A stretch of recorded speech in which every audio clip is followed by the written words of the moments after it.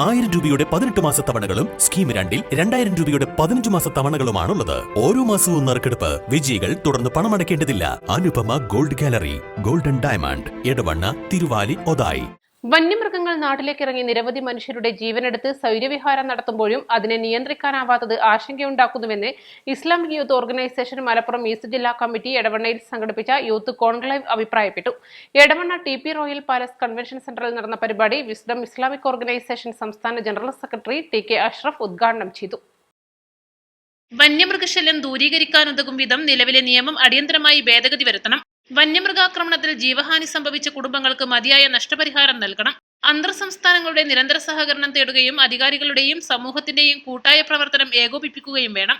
ജില്ലാ youth president Nisar Salahi അധ്യക്ഷനായി. Wisdom youth സംസ്ഥാന പ്രസിഡന്റ് K താജുദ്ദീൻ സലാഹി മുഖ്യപ്രഭാഷണം നടത്തി.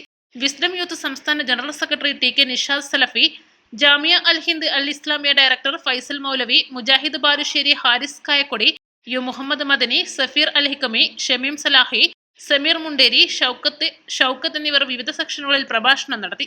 East live, Edavanna.